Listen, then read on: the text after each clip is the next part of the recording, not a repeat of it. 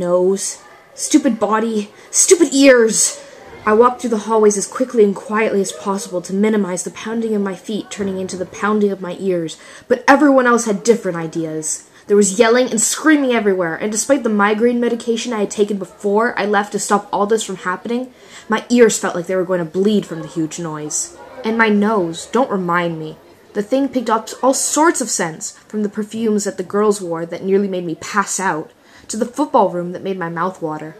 It wasn't sexual, mind you, just that normal scent of the body so constantly masked by faked odors that just a scent, just one that hasn't been tainted by a form of body lotion, was music to my nose, even if it wasn't a sweaty football player. To smell a normal scent was to know who that person was, since a scent never changes. Then there's that heightened sense of touch. I walked to my locker and opened it carefully, but as I was about to put my backpack in and get my books out, I heard a voice. Is that who I think it is? I glanced over at a girl, but couldn't get a good sight of her because the locker door was in the way. I hope to God that voice wasn't from the person I thought it was. She closed my locker before I could fish my math textbook out and stared at me for a moment, giving me time to nearly lose consciousness from the berry lotion she had put on a few nights ago, coupled with the girl's speed stick she just added this morning. It was disgusting. Holy fuck! It is! It's Chris! Chris Peters! What the hell happened to you? Did you go through the emo car wash or something? That stupid Juniper who made my life hell for the past 5 years. I hated her dyed strawberry blonde hair, her freckles that everyone said made her look like a humble country girl, the way she dressed that could make her a cover for Playboy. I hated everything about her. Last year she had called me a flat-chested loser that was never going to grow up, and I had never gotten over it. I know I shouldn't hold a grudge, but ever since last summer I had a harder and harder time controlling my anger, and this was no exception. I was using all the ammo I could find in my memories to fuel my rage towards her, and that insult was the first that came to mind. I lashed out and tried to push her away, but my hand was already in a trembling fist from trying to control myself, so it came out as a punch. I didn't punch hard, but she went 6 feet into the brick wall on the other side of the hallway. My hand was still stinging, but I didn't care. I just probably earned myself a suspension, or at the very least a huge detention time. I told you I had issues with strength. I just couldn't control it sometimes, because it felt like I was barely trying, and I still managed to end up hurting someone. I wouldn't even try to explain this one to the principal. I could barely hear anything from the blood rushing in my ears, but it didn't look like I needed to. Everyone in the hallway was completely silent. Then I scented something strange outside of my vision. It was interesting, a mixture of wood smoke and what I could only describe as warmth. I tracked it down to Drake, that guy who always rolled with the idiotic bullies, and was practically joined at the hip by Juniper. I had never noticed him much before. His black hair, slightly green-gray eyes, the way his face moved when he laughed. Stupid nose. Miss McEldy finally came to her senses and asked me to come into the office. It was only thanks to my good hearing that I heard any of what she said, thanks to the blood rush in my eardrums. I followed her quietly, patiently waiting to hear normally again. The principal gave me some spiel about safety and controlling my emotions and how there's always a guidance counselor to help me, but when he realized I was Chris, he let me off with a warning, it being my first offense and all. For now, my name was still a get-out-of-jail-free card, but it was probably going to be maxed out by the next week at the rate I was going. I walked quietly to my first period class to make sure I could get a seat at the back of the classroom. No one bothered me, and I liked it that way. Second period was a different story, though. It was math, I believe, but I really didn't care. As long as I got a pass in every class and hid my grades from my dad, everything would be all right. At least I thought so. What's wrong with you? You can't let your grades slip. You were on the honor roll, top of your class, 4.5 GPA. I crushed the tiny voice in my mind back into submission. The old Chris was gone, never to resurface again. I chewed on my gum absent-mindedly as I doodled on my worksheet. It was a wolf, but it wasn't turning out the way I wanted it to. I didn't really care. It was a doodle, after all. I was so submersed in my work, I didn't notice someone taking the only chair left in the classroom, which was also the only chair next to me. I actually scented him rather than saw him, technically. The same stench, I just couldn't get out of my head. I glanced up through my hair to confirm it was that bully Drake again. Hey, Chris, he whispered. I glanced up at him fully to see his cautious expression, then went back to drawing. I was starting to shade it in when I snapped at him. What? It was a little louder than I thought, as I saw from the teacher looking up to see what the commotion was about. When neither of us spoke, she went back to her grading.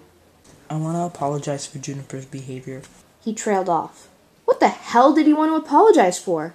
I was used to this treatment. It wasn't like he cared about me or anything. Did he? Fat chance. It's fine, I said. I guess I better ask anyways, otherwise I'll seem like an even bigger jerk. Is she alright? She'll be okay. She likes to overreact to things sometimes. He sounded a bit defensive, and unfortunately I decided to poke at it before I could stop myself. Got that right. I blew a bubble from the peach-flavored bubblegum in my mouth as I kicked myself inside for that rude comment. People are not supposed to be rude. They're supposed to be empathetic, even if it is your enemy who you just broke the oh-so-perfect nose of because she dared try to lay a hand on you. So I was wondering if maybe you might want to hang out sometime. What? What? I turned to look at him, then instantly regretted it. It was my stupid side that flared up again, the one that was forever hopeful at being accepted into the herd. It better quiet down, or I swore I would beat it down until it cried uncle. When? I said. I fiddled with the black gloves I had stolen from my dad's old biker gang box that he kept stored under his bed. He must have had tiny hands back then for them to fit me. How about tonight? I stiffened. Not tonight. Any time but tonight. I forced myself to look normal again and glanced away from him, to look at the window as I searched for some sort of normal reason why I couldn't go anywhere. I'm busy.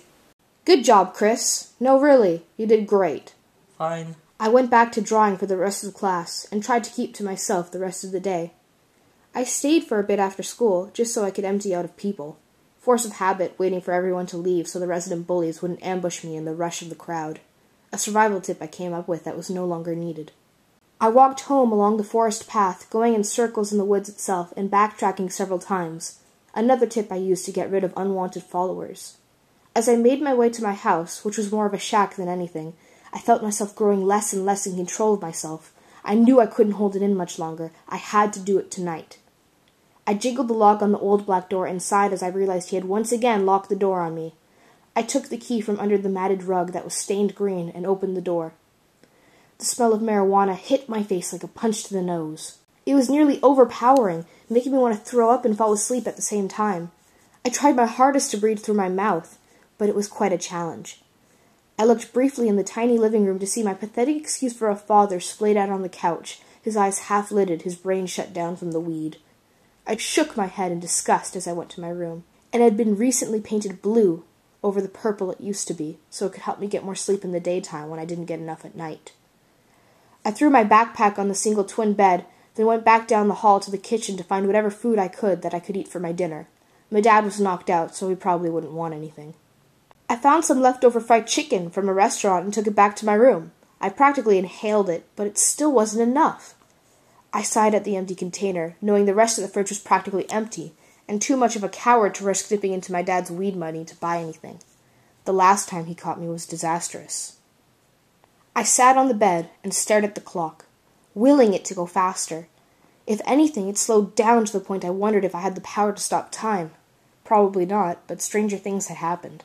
Slowly the time passed, and when it was finally 12 in the morning, I had given up waiting. I took off my shoes and placed them by my bed, then carefully made my way down the hallway, avoiding as many beer caps as I could. I could plainly hear the snoring coming in from the living room, and knew he was asleep, as he should be. I closed the front door behind me and walked into the forest, my walk turning into a jog and then a run. And then, after a brief blinding pain and some time squirming on the forest floor, it became a soft gallop, my paws barely making a sound as they treaded across the undergrowth under the cover of the dim moonlight. I just probably earned myself a suspension, or at the very least a huge detention time. People are not supposed to be rude, they're supposed to be empathetic, even if it is your enemy who just broke... Oh, I feel like flared up again, one that I was forever hopeful at being susceptible to being killed and dying and blah. Good job, Chris. Good job, Chris. My walk turning into a jog and then a run. And after, a brief blinding pain and some tabshiba. Okay. Okay.